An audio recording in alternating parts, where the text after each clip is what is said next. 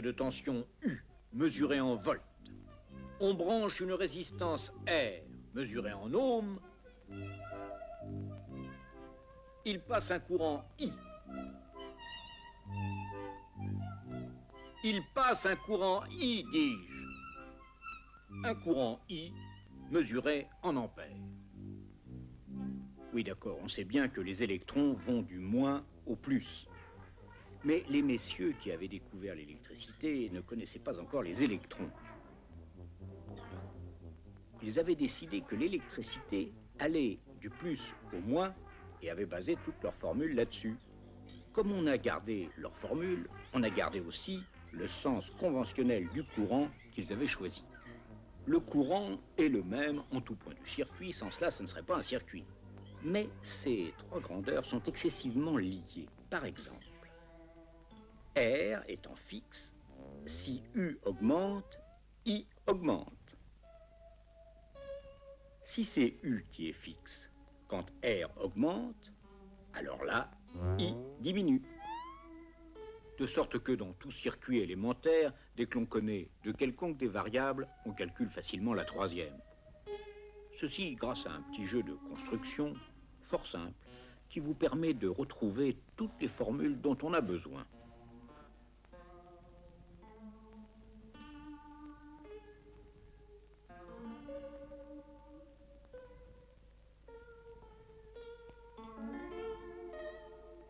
Mais ça, c'est le b.a.-ba. Maintenant, petit intermède. J'ai un poste à transistor qui marche sous 6 volts. Or, Monsieur Volta n'a que des piles de 1,5 volts à me proposer.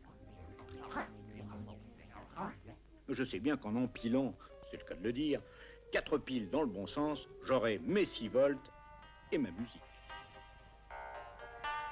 J'ai fait ce qu'on appelle un branchement série. Les tensions des générateurs s'ajoutent. Si je mettais mes piles comme ceci, là, les tensions ne s'ajouteraient pas. C'est ce qu'on appelle un branchement en parallèle ou en dérivation. Série ou parallèle, les deux façons de brancher des générateurs dans un circuit. Côté résistance, c'est exactement pareil. Il y a deux façons de les brancher, en série ou en parallèle. En série, elles s'ajoutent. En parallèle, alors là, on verra. Deux résistances de 6 ohms, par exemple, mises en série dans notre circuit, cela fait un total de 12 ohms. Et sous 6 volts toujours, il va passer un courant de 1,5 ampère ou de 500 milliampères si vous préférez.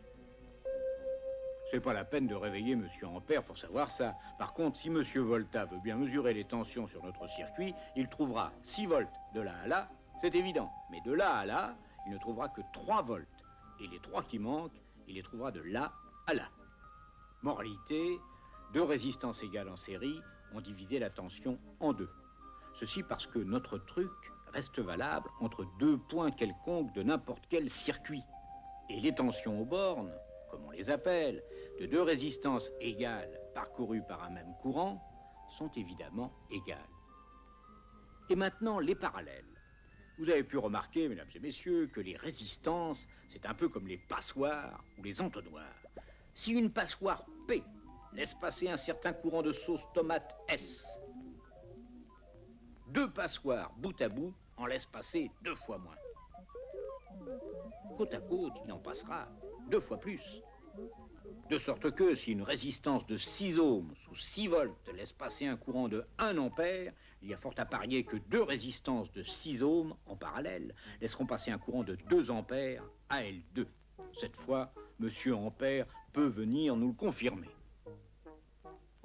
En série, deux résistances égales se partagent la tension. En parallèle, elles se partagent le courant. Et comme notre truc reste toujours valable, on peut calculer qu'à L2, elles font le même office qu'une seule résistance de 3 ohms.